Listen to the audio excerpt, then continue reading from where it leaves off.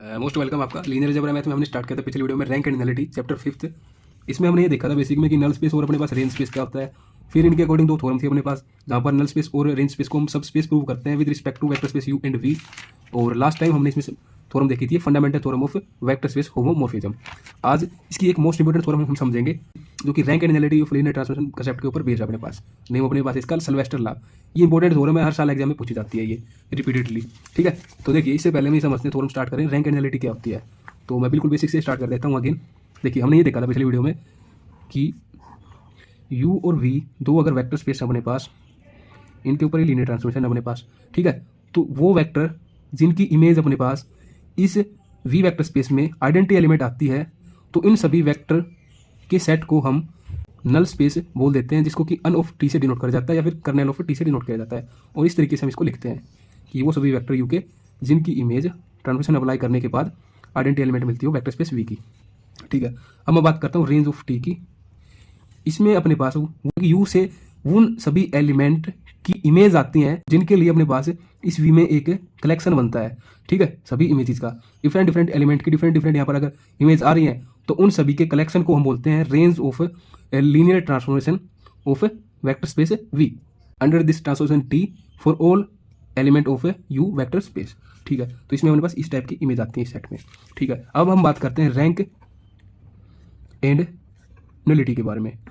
तो देखिए ये दोनों ही अपने पास है, जैसे कि मैं यहाँ पर देता हूँ ये अन ऑफ टी अपने पास है, ये आर ऑफ टी अपने पास। ठीक है, तो हमने ये प्रूव भी कर दिया था कि ये दोनों एक तरीके से सब स्पेस हैं। ठीक है, अब सब स्पेस है तो इनकी डायमेंशन भी अपने पास होगी, मतलब इनके अंदर कितने नंबर ऑफ एलिमेंट हो वही हम उसको डायमेंशन का नाम दे देते हैं। ये हमने चैप्टर नंबर 2 में देख लिया था। ठीक है, तो जितने नंबर ऑफ इसके अंदर एलिमेंट हैं वही इसकी क्या होगी, डायमेंशन होगी। ठीक है, तो न्यूलिटी अपने पास यही होती है डायमेंशन ऑफ नल स्पेस, जिसको कि हम यहाँ पर इस तरीके से भी डिनोट कर देते हैं यू ऑफ टी। ठीक है, म्यू ऑफ टी। और रैंक अपने पास जो अपने पास यहाँ पर रेंज स्पेस है, सब स्पेस है ये, इसकी डायमेंशन को हम रैंक बोलते हैं। Dimension of rank R of T range space, इसको हम इस तरीके से डिनोट करते हैं रो ऑफ टी, इस तरीके से। ठीक है, तो ये अपने पास रैंक एंड न्यूलिटी का कंसेप्ट है। ठीक है, जो नल स्पेस होता है या फिर कर्नेल ऑफ टी होता है उसकी डायमेंशन को तो हम बोलते हैं नलिटी। यहाँ पर जो रैंक होती है वो अपने पास होती है डायमेंशन ऑफ रेंज स्पेस। ठीक है, अब हम बात करते हैं थ्योरम को यहाँ पर समझने की। ठीक है, ये थ्योरम क्या कहती है, सिल्वेस्टर लॉ। ये थ्योरम ये कहती है हमें कि हमें ये प्रूव करके दिखाना है कि अगर हमारे पास रैंक ऑफ लीनियर ट्रांसफॉर्मेशन और न्यूलिटी ऑफ लीनियर ट्रांसफॉर्मेशन का हम सम कर दें तो इक्वल आएगा अपने पास dimension of U vector space के। इसको इस तरीके से लिख देते हैं हम, dimension of range space dimension of null space equal to dimension of U. मतलब कि जितने नंबर ऑफ एलिमेंट इसके होंगे जितने नंबर ऑफ एलिमेंट इसके होंगे, अगर इन दोनों को हम ऐड कर दें तो अपने पास यू वेक्टर स्पेस की डायमेंशन आ जाएगी। मतलब कि टोटल हमें ये पता लग जाएगा कि यू वेक्टर स्पेस में कितने नंबर ऑफ अपने पास एलिमेंट है। ठीक है, तो देखो इसको स्टार्ट करते हैं इसके प्रूफ को। बहुत ही आसान है, एक बार आप स्टेप को समझ गए जो कि बहुत ही आसान है, हमने पीछे ही कर लिया वो सारा वर्क इस थ्योरम को प्रूफ करने वाला, तो आप ये मान के चलिए कि थ्योरम आपको वीडियो को देखते देखते ही समझ में आ जाएगी। तो देखिए सबसे पहले स्टेप में नल स्पेस है, इसकी डायमेंशन को हम लेट करके चल लेते हैं। ठीक है, डायमेंशन में मीन्स इसकी बेसिस में कितने नंबर ऑफ डिफरेंट एलिमेंट है हमारे पास। तो let basis for null space हम मान के चलते हैं इसमें अपने पास u1 u2 u3 up to um, जिस तरीके से बुक में देखा उसी तरीके से मैं ले रहा हूँ। इतने नंबर ऑफ एलिमेंट हमारे पास इसकी बेसिस में, तो इसकी डायमेंशन अपने पास क्या हो जाएगी, ये हो जाएगी अपने पास के इक्वल। ठीक है, अब देखो इसकी डायमेंशन मतलब कि एक सब स्पेस है ये। ठीक है, इसकी बेसिस है एक, उसकी बेसिस को हम एक्सटेंड कर दें, मतलब कि उसकी बेसिस से हम इस कंप्लीट यू वेक्टर स्पेस को क्या कर सकते हैं, स्पेंड कर सकते हैं दोस्तों। ठीक है, तो हम यहाँ पर लिख देंगे कि इसको एक्सटेंड अगर कर दें बेसिस को कुछ और एलिमेंट को ऐड करते हुए, तो हम यू वेक्टर स्पेस की बेसिस भी यहाँ पर लिख सकते हैं। ठीक है, लेट कर सकते हैं इस तरीके से बाई एक्सटेंशन। तो by extension theorem we extend the basis of null space into the basis of U vector space. हम लेट करके चल रहे हैं अभी सब कुछ ये। ठीक है, तो देखिए अब हमने basis for U vector space यहाँ पर लेट कर लेते हैं, जैसे कि बुक में देखो अस से लेट कर रखा है इसको, तो अस नाम दे देते हैं यहाँ पर ताकि बुक से यहाँ पर रेट कर पाए। मैं क्या कर रहा हूँ यहाँ पर, तो देखो कुछ और वेक्टर्स यहाँ पर ऐड कर देते हैं अप टू यू तो थे m+1 m+2 up to un। तो यहाँ पर अपने पास डायमेंशन क्या हो जाएगी, अब इसकी dimension of u equal to अपने पास आ जाएगी यहाँ पर अन। ठीक है, मतलब कि distinct number of element in the basis of u। अब हमने रेंज स्पेस आर टी की डायमेंशन निकालनी है, ये दोनों तो हमने लेट कर ली, इसको हम फाइंड आउट करेंगे। अगर ये हमने फाइंड आउट कर दी तो फिर ये और प्लस में इसकी डायमेंशन को ऐड करते हुए अपने पास जो डायमेंशन निकल के आएगी वो यही निकल के आएगी अन। ठीक है, ये हमने प्रूफ करना है इस थ्योरम में। तो इतना वर्किंग रूल है। तो देखो ये डायमेंशन और ये डायमेंशन अगर हम यहाँ पर रखते हैं तो इसकी डायमेंशन अपने पास किस टाइप की होगी वो हमें पता लग जाएगा, मतलब कि उसके अंदर कितने नंबर ऑफ एलिमेंट होंगे। लाइक इसमें तो अपने पास नंबर ऑफ एलिमेंट अम है, इसकी डायमेंशन में अपने पास नंबर ऑफ एलिमेंट क्या है, अन है।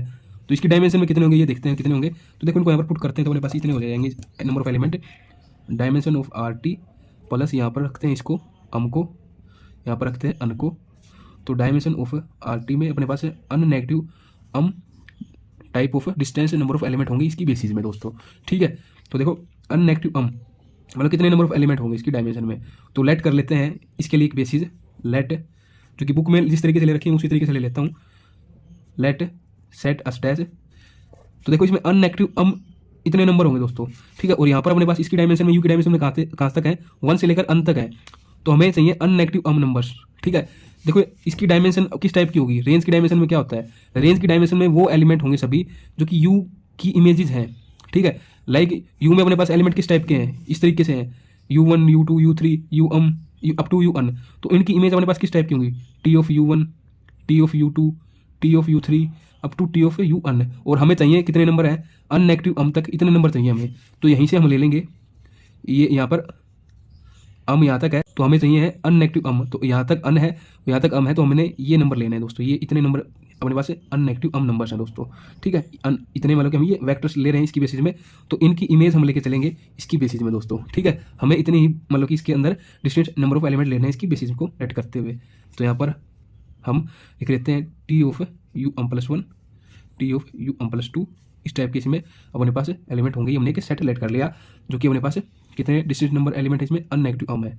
ठीक है, अब हमने ये शो करना है कि ये जो है ना लेट करा है सेट यहाँ पर इसकी डायमेंशन के अन नेगेटिव अम एलिमेंट की इमेज को लेते हुए, तो हमने ये शो करना है कि अस डैश जो है ये सेट ये अपने पास एज ए बेसिस है किसके लिए, आर ऑफ टी के लिए। यही अपने पास है, इस थ्योरम का वर्किंग रूल रहेगा।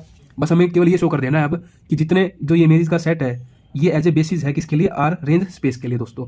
तो किसी भी एक सेट को अगर हम बेसिस दिखा रहे हैं किसी भी सब स्पेस के लिए तो हमें क्या दिखाना होता है, वहाँ पर हमने दो ही कंडीशन दिखानी होती है। एक तो वो सेट स्पैन करे अपने पास जिस भी सब स्पेस या फिर सेट के लिए उसको हम बेसिस का शो कर रहे हैं तो स्पैन करेगा, एक तो ये इसको स्पैन करेगा अपने पास आर टी को। ये सेकंड हमने ये शो करना है कि इसके अंदर जितने नंबर ऑफ अपने पास ये एलिमेंट हैं ये सभी अपने पास क्या होंगे, लीनियरली इंडिपेंडेंट होंगे दोस्तों। ठीक है, ये दो कंडीशन अगर हम सेटिस्फाई करवा देते हैं इस सेट को लेते हुए तो हम कह सकते हैं कि ये एज ए बेसिस है किसके लिए, रेंज स्पेस के लिए। और फिर हम यहाँ पर अन नेगेटिव अम पुट कर देंगे दोस्तों। ठीक है, तो ये स्टेप फर्स्ट था अपने पास जहाँ पर हमने अम नंबर तक वेक्टर्स लेट कर लिए नल स्पेस की बेसिस में, और फिर इसको एक्सटेंड कर दिया हमने up two numbers you an. ये अपने पास बेसिस बन जाएगी अन नंबर्स की डायमेंशन और वेक्टर स्पेस यू के लिए। ठीक है, तो इसकी कुछ एलिमेंट को लेते हुए हमने एक सेट बनाया, इस सेट को हम प्रूव करेंगे। अब ये एज ए बेसिस का वर्क करेगा फॉर रेंज स्पेस। तो देखिए अब इसको स्टार्ट करते हैं प्रूफ को यहाँ से।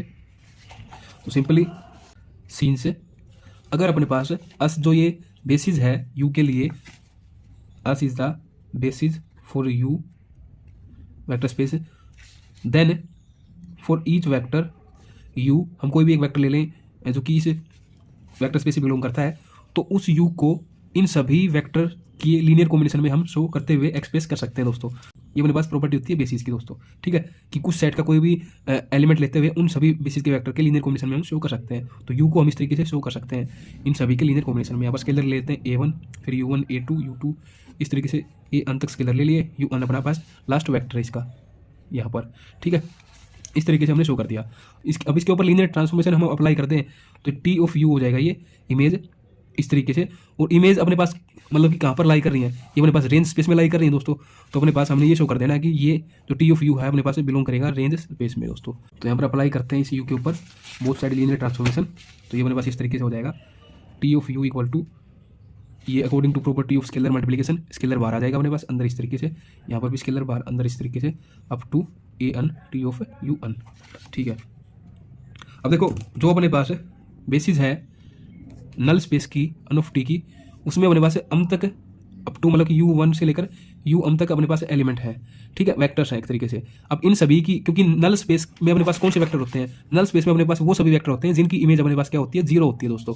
ठीक है, ये हम देख चुके हैं पहले भी बेसिक में और वीडियो की स्टार्टिंग में भी हमने समझा था। तो देखो यहाँ पर u1 से लेकर अप टू मान के चलिए u यहाँ पर कहीं होगा, ठीक है। फिर इसके बाद यू प्लस वन से हम लेकर अप टू यू अन तक लीनियर कॉम्बिनेशन को यहाँ पर लिख रहे थे, ठीक है। तो इन सभी की जो ये इमेज होगी, इन सभी वेक्टर की ये सभी किसके इक्वल होगी दोस्तों, जीरो के इक्वल होगी अपने पास, ठीक है। तो यहाँ पर ये क्या हो जाएगा 0 0 0 अप टू यू फिर नेक्स्ट यहाँ पर you plus one T of U plus one, और फिर आगे अपने पास इसी तरीके से ये लास्ट एलिमेंट है इस तरीके से लीनियर कॉम्बिनेशन का।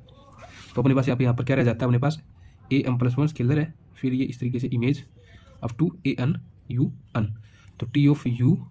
अब देखो ये सभी आप देख रहे हो ये सभी कहाँ पर लाई करते हैं, ये अपने पास जो इमेजेस हैं ये कहाँ पर लाई करती हैं, ये अपने पास अभी अब आर टी में लाई करती हैं। तो हमने ये शो कर दिया कि जो ये टी यू है ये बिलोंग करता है किसमें, आर टी में।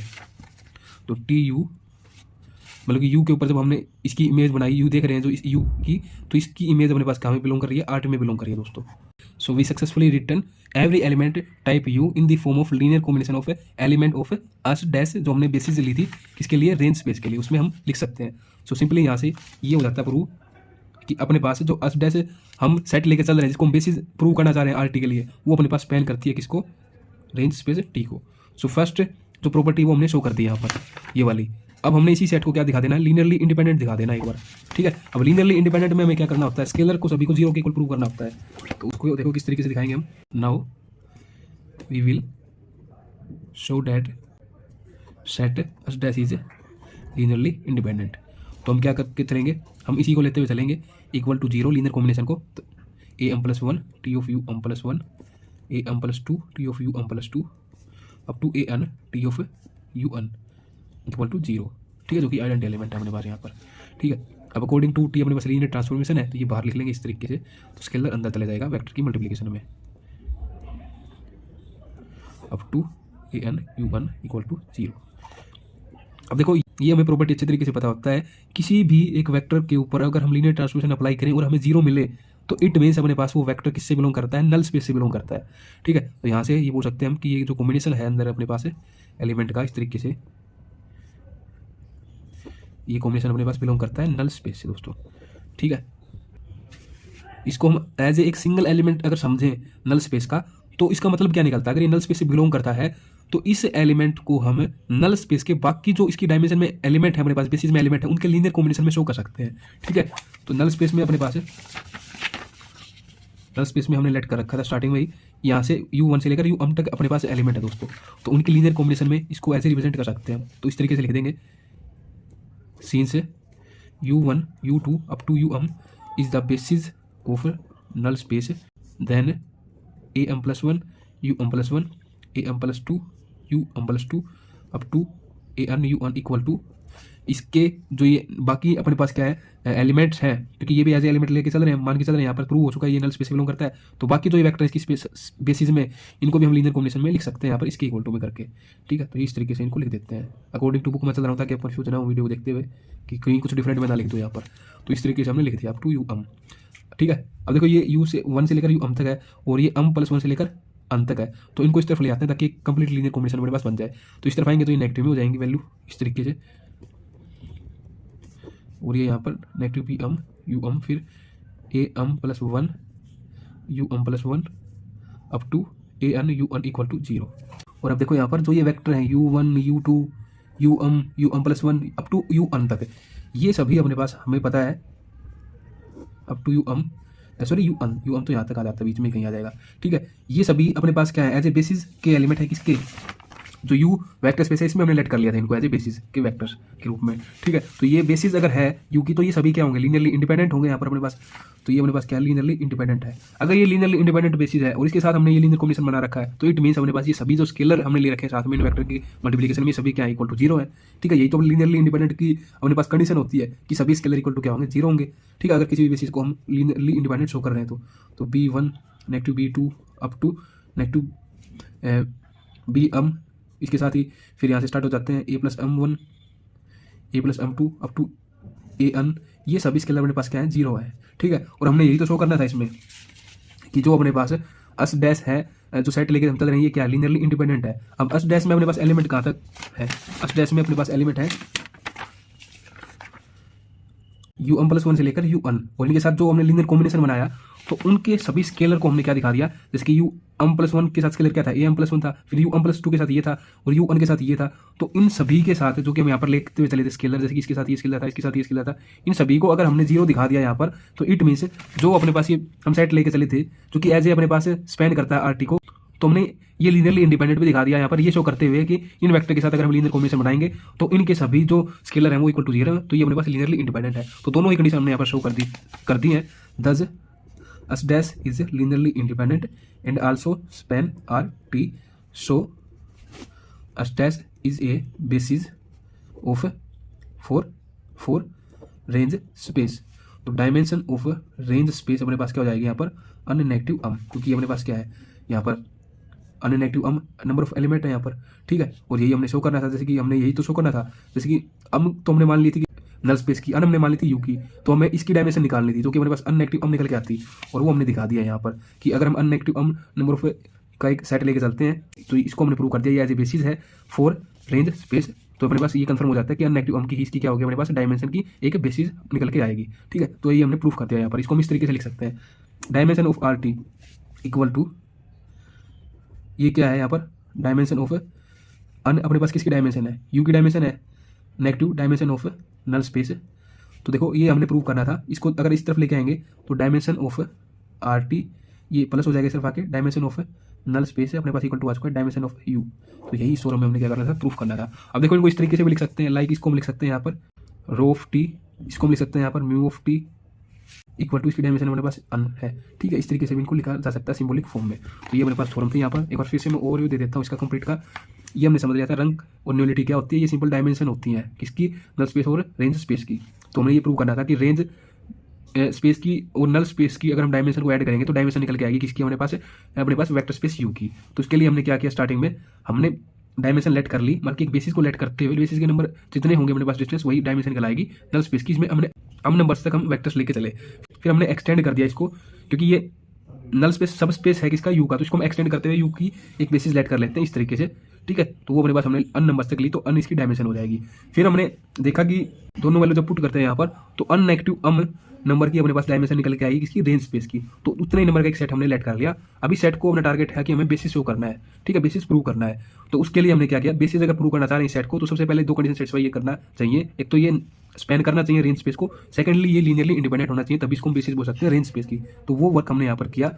इतना करने के बाद हमने ये कंफर्म कर लिया कि ये एज ए बेसिस कवर करेगा रेंज स्पेस के लिए, ठीक है। और यही हमने प्रूव करना था। फिर हमने क्या किया, यहाँ पर डायमेंशन पुट कर की फॉर्म में इसको लिख दिया और इसको इस तरफ लेके आ गए, तो ये थ्योरम अपने पास यहाँ पर प्रूव हो जाती है। वीडियो को देखने के लिए आपका बहुत बहुत धन्यवाद। ये एक इंपॉर्टेंट थ्योरम थी।